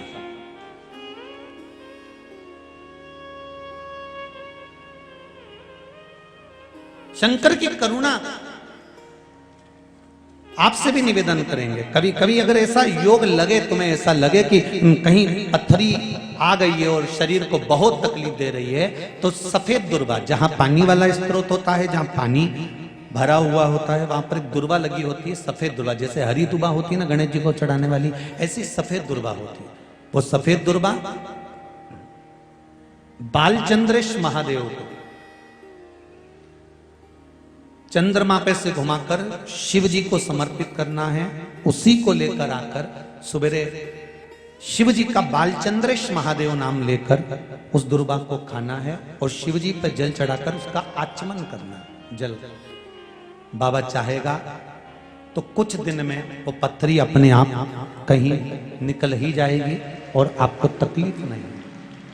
बालचंद्रेश महादेव।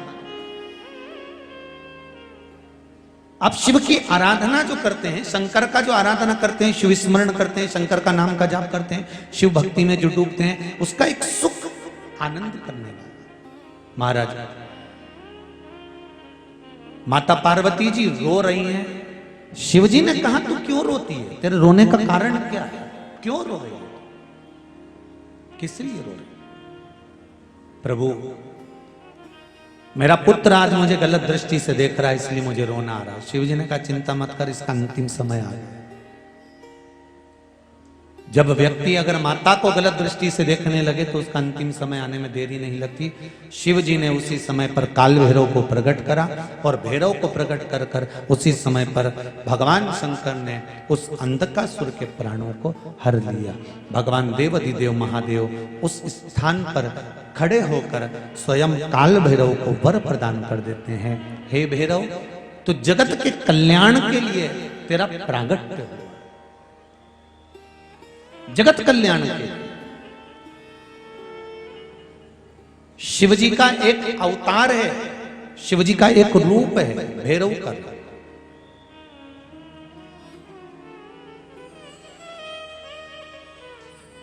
यदि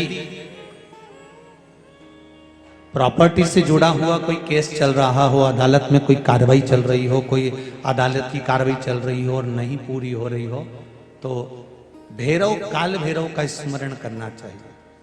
और भैरव मंदिर में भगवान शंकर का ही स्मरण कर कर जो पुष्प, चाहे वो लाल पुष्प हो चाहे श्वेत पुष्प हो, समर्पित करना चाहिए। जैसे विशुभ योग में किया गया सत्कर्म शुभ होता है। विशुभ योग कब आते हैं? शिव महापुराण में वर्णन किया गया है। गीता प्रेस की, गोरखपुर की गीता प्रेस शिव महापुराण की अगर किताब लेकर आएंगे तो उसमें पृष्ठ संख्या 44, पेज नंबर 44 पर विशुभ योग का वर्णन लिखा हुआ है। विशुभ योग 2 बार आता है। एक बार आएगा 21 मार्च को और दूसरी बार आता है 22 सितंबर। ये तो हो गई अंग्रेजी तारीख। हिंदी के अंतर्गत अगर देखेंगे तो चैत्र मास की नवमी और अश्विनी मास की नवमी, ये दोनों को विशुभ योग रहता है।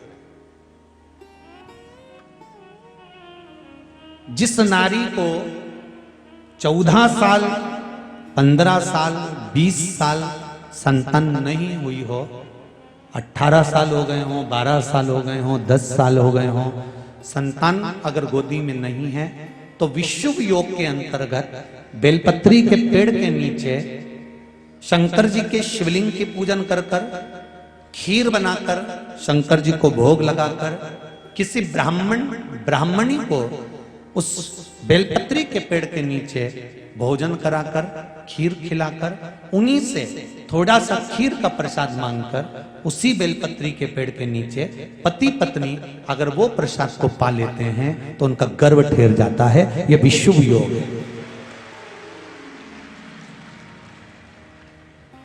गीता प्रेस गोरखपुर की पृष्ठ संख्या 44। कई लोग नहीं तो फिर बाद में कहेंगे कि कहां से बोल दिया महाराज, इसलिए आजकल बोलने से पहले आप लोगों को पृष्ठ संख्या भी बता देते हैं कि इस किताब में से, इस जगह से, इस पुराण में से बोल। विशुभ योग 2 बार आता है, एक बार कब आएगा भैया?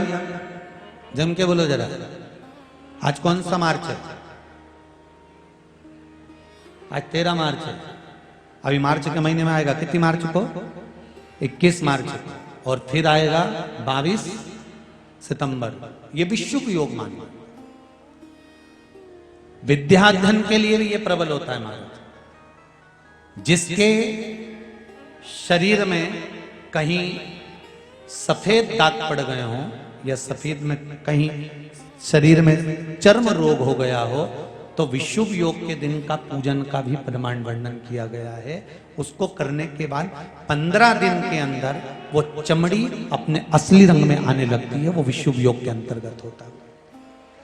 वो भी विशुभ योग।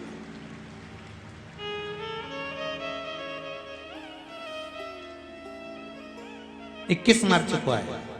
आप शिव आराधना करिए, शंकर का भजन करिए, स्मरण करिए। ये जीवन को सुख देंगे। शिव महापुराण की कथा कहते हैं, अगर थोड़ा सा जीवन में दुख आ रहा है, थोड़ा सा जीवन में कष्ट आ रहा है, तो उस कष्ट को ये ना सोचें कि कष्ट बड़ा विकट है। नहीं नहीं, शिव है हमारे साथ में। भगवान शंकर की वो कहते हैं ना कि एक राजा के यहाँ एक बगीचा था। उस बगीचे में एक माली काम किया करता था। माली का काम क्या था? बगीचे में जो फल लगते थे वो राजा के यहाँ पहुंचाता।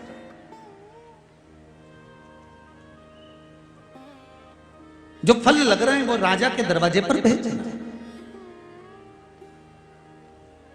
आज माली ने देखा नारियल भी बहुत अच्छा पक चुका है, संतरा भी बहुत अच्छा पक चुका है, जाम भी बहुत अच्छी पक चुकी है, अमरूद भी बहुत अच्छा पक चुका है, केले, चीकू ये सब अच्छे पक चुके, अंगूर भी बहुत अच्छा पक चुका है। आज माली ने विचार करा कि मैं राजा के यहाँ क्या लेकर जाऊं? इतनी सारी सामग्री तो ले जा नहीं सकता, लेकर क्या जाऊंगा? तो इतने में उस माली ने विचार करा, अब मैं राजा के यहाँ क्या लेकर जाऊं, क्या लेकर जाऊं? तो उसके मन में आया, एक काम करता हूं, ये सारा सामान इतना वजन उठाकर ले जाऊंगा, अंगूर लेकर जाता हूं।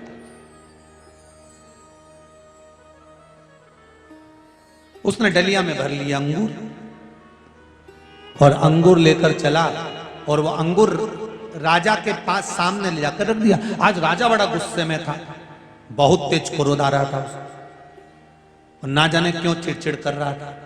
इसने अंगूर की डलिया ले जाकर रखी। राजा क्रोध में, आज थोड़ा सा बहुत ज्यादा क्रोध में था, सोच भी रहा था कुछ अंगूर खाता जाए और कुछ विचार करता जाए और अंगूर उठा के माली के मुंह पे फेंक दिया। माली को जैसे अंगूर फेंके, माली भगवान से के हर हर महादेव बड़ी कृपा करी भोलेनाथ, तुमने बड़ी कृपा करी, हुजूर बड़ी कृपा करी आप। फिर अंगूर खाए, फिर माली के मुंह पे मारे। माली फिर बोले हर हर महादेव भोलेनाथ बड़ी कृपा करी तुमने, बड़ी करुणा करी हुजूर, बड़ी कृपा करी। ये फिर अंगूर खाए, फिर माली के मुंह पे मारे। माली फिर बोले हर हर महादेव बड़ी कृपा करी नाथ, दयालु दातार बड़ी कृपा करी तुमने। फिर अंगूर खाए, फिर मारे। राजा अब नहीं मारा और राजा ने तुरंत उस माली से पूछा, ये बता मैं तुझे अंगूर फेंक के मार रहा हूं और तू कह रहा है कि बड़ी कृपा करी दयालु दातार, बड़ी कृपा करी, ऐसा क्यों बोल रहा है? माली कहता है महाराज भगवान की कृपा थी जो आज मैं अंगूर लेके आ गया, अगर मैं नारियल लिया आता तो।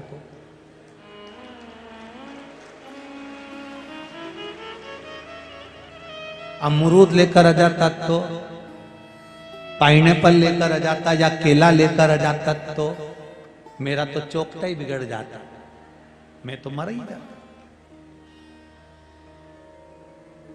शिव कृपा है। जब किसी उलझन में फंस जाओ, लग रहा है कि पपीता भी पक गया है, लग रहा है कि केला भी पक गया है, लग रहा है कि नारियल भी पक गया है, लग रहा है कि अमरूद भी पक गया है, चारों तरफ से जब समस्याएं घिर कर खड़ी हो जाए, तब निर्णय भगवान पर छोड़ देना चाहिए। अब वो बताएगा कि क्या लेकर जाना है, अब वो सिद्ध करेगा कि मुझे कैसे जाना है।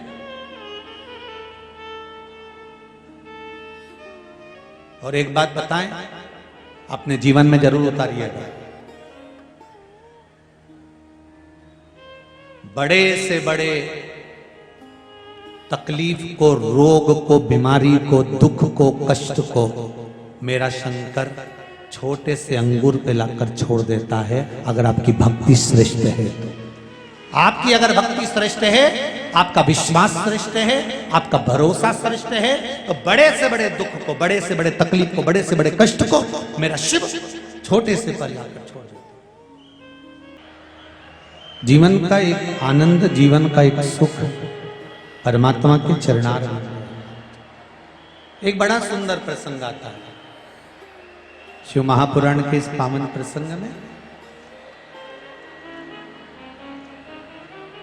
विदल और उत्पल दो हैं। श्री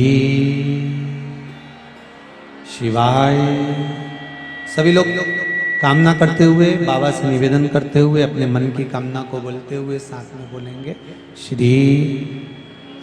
साथ बोलिए, साथ में। श्री शिवाय नमस्तुभ्यम। श्री शिवाय नमस्तुभ्यम। श्री शिवाय नमस्तुभ्यम। श्री शिवाय नमस्तुभ्यम। विदल और उत्पल ये दो असुर हैं, राक्षस हैं। दो असुर हैं, दो राक्षस हैं। शिव महापुराण की कथा कहती है, इन दोनों ने भी ये विचार करा कि पार्वती जी बड़ी सुंदर हैं, तो उनको प्राप्त किया जाए।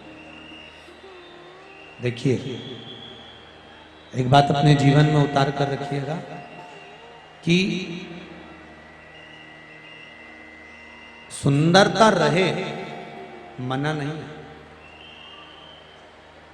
पर उस सुंदरता के साथ में आपके संस्कारों की सुंदरता हो तो वो जीवन का एक आनंद देने वाली।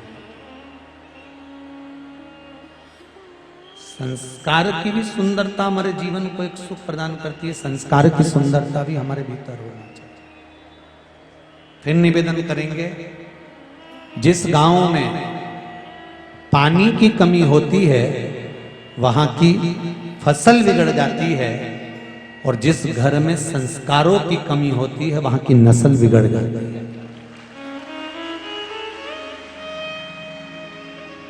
पानी की कमी है, फसल बिगड़ेगी, और यदि संस्कारों की कमी है तो नस्ल बिगड़ेगी। आप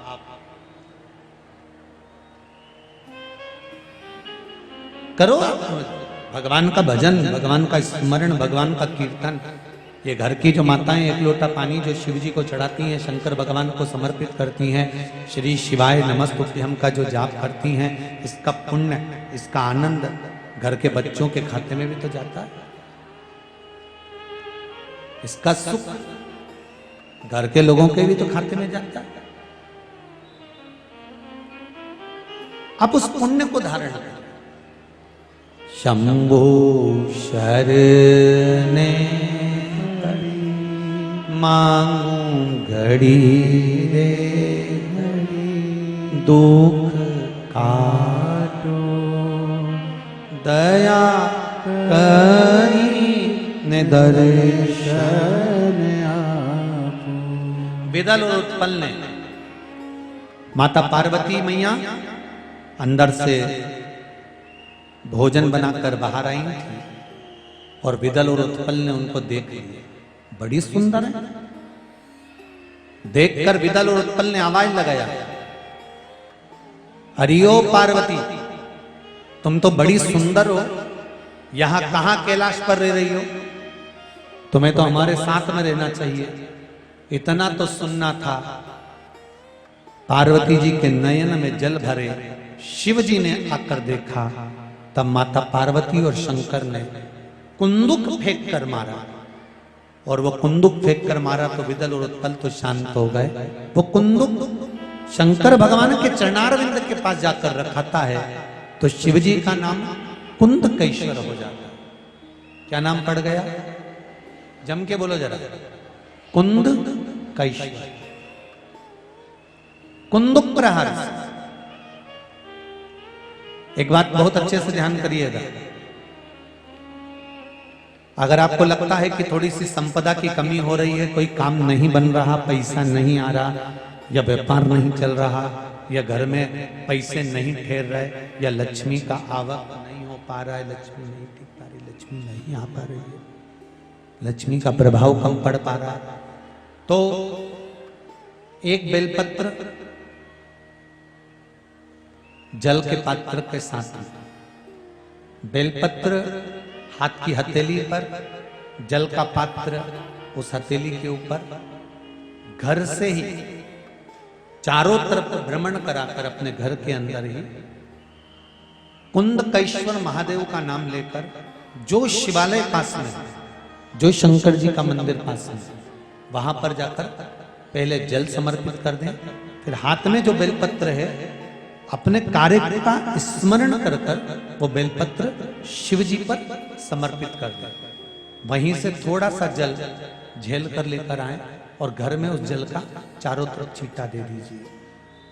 8 दिन लगेंगे, ज्यादा से ज्यादा 8 दिन भी बहुत हो गए, हम तो कहेंगे 3 या 4 दिन में व्यापार वापिस चलना प्रारंभ हो गया। शिव जी का एक नाम है कुंदकेश्वर। कौन से महादेव हैं? कुंदकेश्वर महादेव, जो जीवन का एक आनंद सुख संपदा देने वाले, एक आनंद की अनुभूति कराने वाले। आगे जो वर्णन आया है शिव महापुराण में, शिव कथा कहती है, दनु राजा के 2 पुत्र थे, रंभ और करम। 2 पुत्र हैं, रंभ और करम। रंभ और करम दोनों तप करने के लिए गए, जल में बैठकर दोनों संतान के लिए तप कर रहे थे। एक बात और अच्छे से समझ लीजिएगा थोड़ा सा, आप जो भी भजन करते हैं, जो भी स्मरण करते हैं, जो मंत्र जाप करते हैं, जो मूल मंत्र का जाप करते हो, उसको जपने के साथ में अगर आप स्मरण कर रहे हैं, जप रहे हैं, जपने के साथ में भगवान के प्रति उसका विश्वास पूर्ण होना चाहिए। देखो एक पत्र आया है,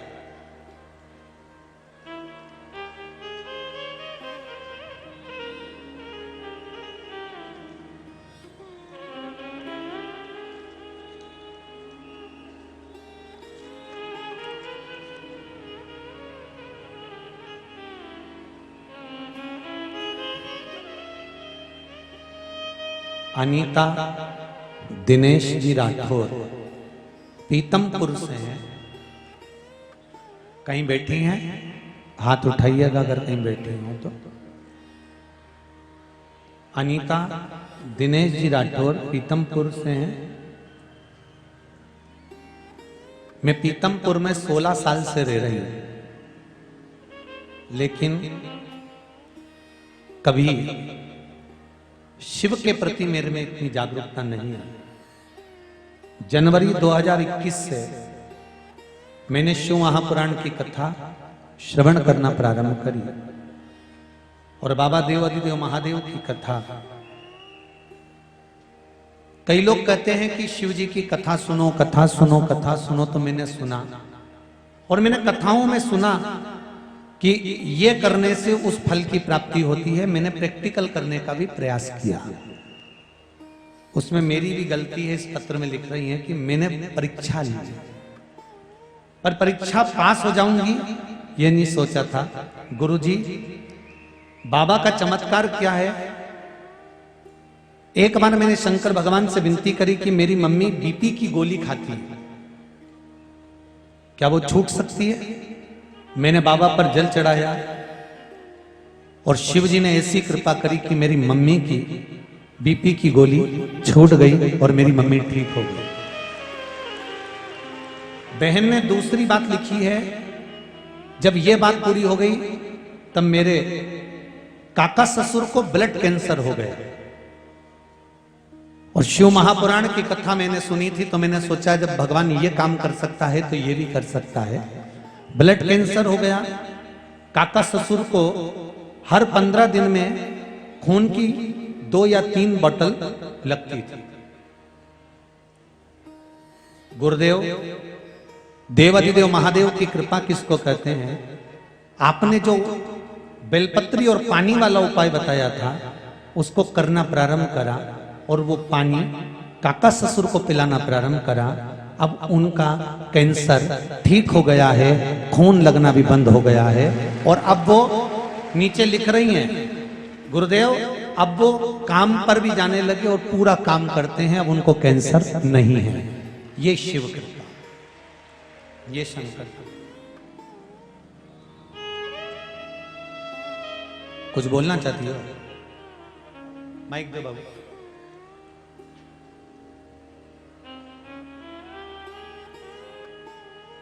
शीघ्र दो, शीघ्र दो। यही नहीं।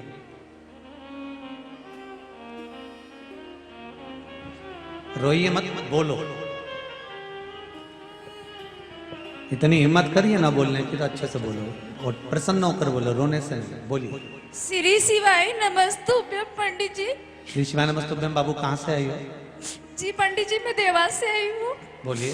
मैंने बहुत कोशिश करी थी वहाँ शिविर में आने की, रुद्राभिषेक के लिए, लेकिन नहीं हो पाया और मैं सोच भी नहीं पाई कि मुझे फिर से दोबारा मौका मिलेगा। श्री शिवाय नमस्तुभ्यम पंडित जी। श्री शिवाय नमस्तुभ्यम। आपका चरण स्पर्श करना चाहती हूँ पंडित जी। मैं बहुत तकलीफों से गुजर चुकी हूँ और कहीं जाकर आपकी कथा का मुझे किसी ने बोला कि YouTube फेसबुक पर शिव महापुराण कथा चल रही है। जब से शिव महापुराण से जुड़ी हूँ पंडित जी, जब से बहुत बहुत फायदा हुआ पंडित जी, मैं बता भी नहीं सकती हूँ। तो बस तो खुश होइए, रोना नहीं, छोड़ो बाबा पर। लेकिन अभी बहुत सारी समस्या ऐसी है पंडित जी जो आगे आगे आगे आगे आई जाती। मेरी बेटी है 12-13 साल की, तुलसी राठौड़, उसे ऐसी समस्या है, आए 3 डॉक्टर में पैसा लगाना पड़ता है पंडित जी। जब बाबा पर इतना विश्वास है ना, जी, तो बाबा पर भरोसा है और बाबा यहाँ तक लेकर आया जी, है जी, तो इतना विश्वास कर जाना कि यहाँ से जाने के बाद में 3 महीने बाद आप अपने कुबेरेश्वर धाम आ जाओगे, ठीक करेगा। श्री शिवाय नमस्तुभ्यम। हर हर महादेव। बैठिए बैठिए। शंभु है, अब दिल से उसको पुकारिए, अब दिल से उसको कहिए, वो सुने। शंभु शरण पड़ी मांगू घड़ी रे घड़ी, दुख काटो दया करी निदर्शन। अगर शिव ने कृपा, जैसे बहन कह रही हैं कि बाबा ने साथ दिया है, तकलीफ आई तो साथ उसी ने दिया है ना, फिर क्या सोचो, क्या सोचो। फिर कहूंगा इस देपालपुर की धरा के लिए कि देपालपुर वालों, कहीं बहुत सारा पुण्य का मटका भराया होगा तो कुबेर भंडारी की कथा यहां हो रही है।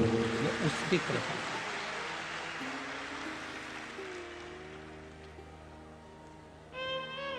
और ये कथा पूरी होगी,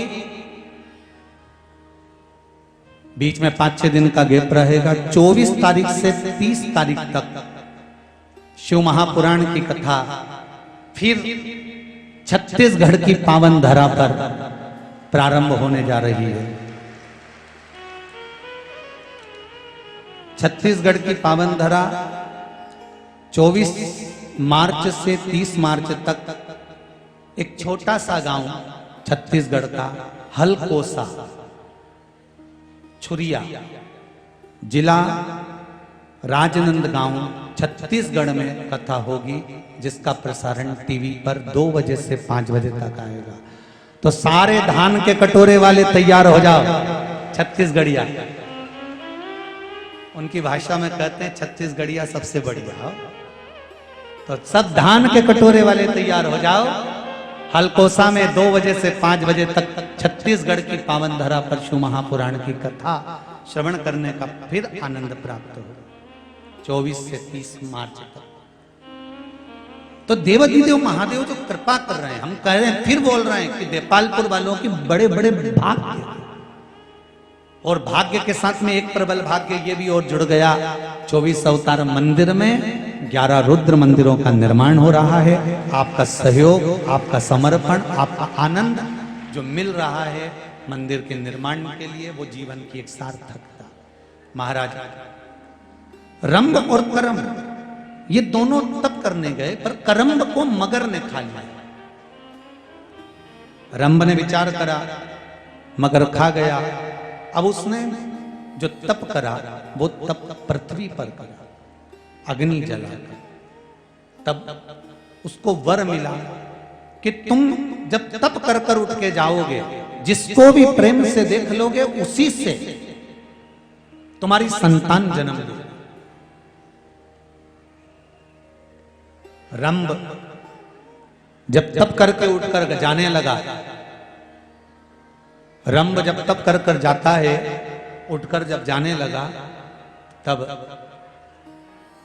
उसने एक महिष को, एक भैंस को प्रेम से देख लिया। और महिष को प्रेम से देखा तो उस महिष का गर्भ ठेर गया। महिष जब घर पहुंची तो उसका जो पति था, भैंसा महिषा, उसको लगा कि मेरी पत्नी गर्भित कैसे हो गई, तो उसको लगा कि ये रंभ की संतान है। उसने रंभ को मार दिया। रंभ मरा, रंभ का अंतिम संस्कार हो रहा था। महिष को लगा कि मेरे गर्भ में इसकी संतान है तो मैं इसकी पत्नी हो गई, इसके साथ सती हो जाती हूं। और महिष वो जलती हुई चिता में कूद गई। जैसे ही महिष भैंस जलती हुई चिता में कूदी, वैसे ही उस महिष के एक पुत्र का जन्म हुआ, जिसका नाम महिषासुर हुआ। महिषासुर, महिषासुर ने तप करा, साधना करी और भगवान से वर प्राप्त करा, अगर मुझे मारे तो कोई स्त्री मारे, मरूं तो स्त्री के हाथ से, नारी के हाथ से। देवताओं के उपद्रव प्रारंभ कर दिया इस महिषासुर ने। सब थक गए। तब मां आद्य शक्ति, मां जगत जननी दुर्गा भवानी, माता रानी स्वयं शेरों वाली स्वयं प्रकट हो गई। और मां आद्य शक्ति जगदम्बा दुर्गा भवानी, मां शेरा वाली जब प्रकट होती है, सारे भक्तों ने उनको पुकारा। सब। अब इस प्रसंग में एक बात बड़ी सुंदर है, ध्यान देना जरा। इस प्रसंग की एक बात सबसे सुंदर है, वो बात है कि पार्वती जी, लक्ष्मी जी और सरस्वती, ये तीन, जिसमें ब्रह्मा जी से भगवान विष्णु ने, ब्रह्मा जी से भगवान विष्णु ने शिव जी से, तीनों ने मिलकर एक बात करी कि इन तीन देवियों में जिसको क्रोध आ जाए, और क्रोध में आने के बाद में ये तीनों जब एकीकृत हो जाएं तब एक आद्य शक्ति दुर्गा प्रकट होगी और वो आद्य शक्ति दुर्गा प्रकट होकर इस महिषासुर का संहार करेगी।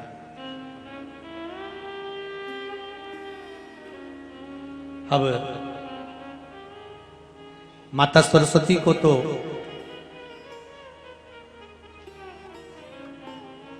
क्रोध पूर्व में आ चुका था, मां लक्ष्मी को भी पूर्व में क्रोध आ चुका था। तब माता पार्वती जी को क्रोध नहीं आया था, तब शिव जी ने उनको क्रोध दिलाया। एक बात माताओं के लिए सबसे सुंदर है कि जिंदगी में याद रखो कि क्रोध पर अगर संयम हो गया तो तुम्हारा घर अपने आप स्वर्ग हो गया, तुम्हें कहीं जाने की जरूरत नहीं।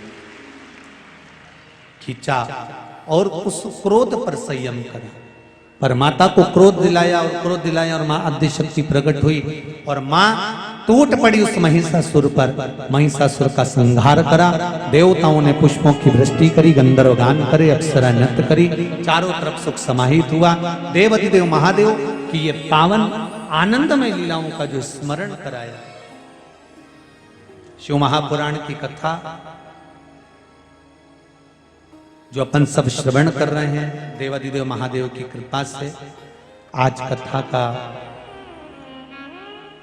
पंचम दिवस है, 5वां दिन जो विराम की ओर जा रहा है।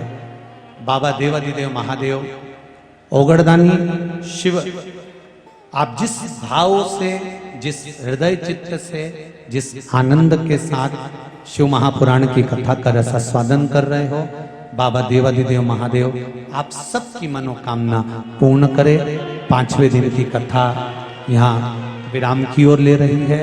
कुछ सूचनाएं आपके पास में आ रही हैं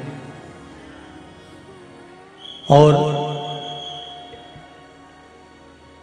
कुछ सूचनाएं।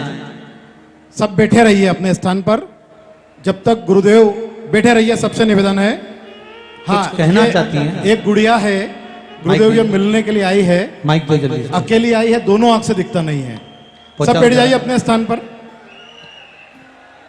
बैठे रहिए जरा सा, 5 मिनट और बैठे रहिए। माइक पहुंचा उसको गुड़िया के पास में। आरती ना हो तब तक कोई भी अपने स्थान से खड़े ना हो।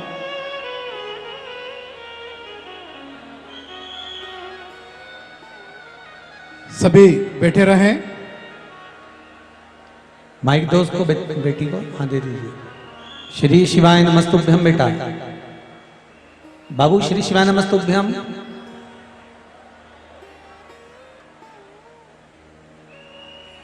श्री,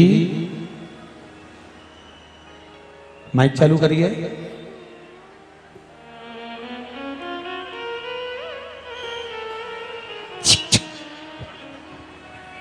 हाँ, हेलो। हाँ बाबू श्री शिवाय बोलिए। नमस्तुभ्यम। श्री शिवाय नमस्तुभ्यम बाबू। गुरुजी, मुझे यहाँ पर आकर बहुत अच्छा लगा और शिव पुराण सुनी तो मुझे बहुत आनंद आया और ऐसे ही मैं आती रहूँगी जहाँ भी होती रहेगी तो। और गुरुजी, मैं ईश्वर से एक ही प्रार्थना करती हूँ कि मेरी जल्दी से जल्दी जॉब लग जाए और कुछ अच्छे से अच्छा हो जाए, तो मैं ज़रूर आपके यहाँ पर अवश्य आऊँगी, कहीं भी कथा होगी तो। श्री शिवाय नमस्तुभ्यम। श्री शिवाय नमस्तुभ्यम बाबू। नेत्र कब से नहीं है बाबू? बचपन से। बचपन से नेत्र नहीं है आपके? और मैं खरगोन डिस्ट्रिक्ट से रहने वाली हूँ। मेरा नाम मोना कुमरावत है। बहुत बहुत धन्यवाद। आप खरगोन डिस्ट्रिक्ट से आई हैं? हाँ सर। अच्छा, बाबा ने आपको बुलाया है कुबेर भंडारी जी ने, गुरुजी। तो बाबा मुझे कुछ अच्छा बहुत करेगा अच्छा। और अगली बार जब अपना मिलना होगा तो आपकी जॉब जरूर लग गई होगी, बाबा बुलाएगा। श्री शिवाय नमस्तुभ्यम। श्री शिवाय नमस्तुभ्यम। श्री शिवाय नमस्तुभ्यम। बैठ जाओ बाबू, बैठ जाओ। नमस्तुभ्यम। बैठ जाइए, बैठ जाइए। हर हर महा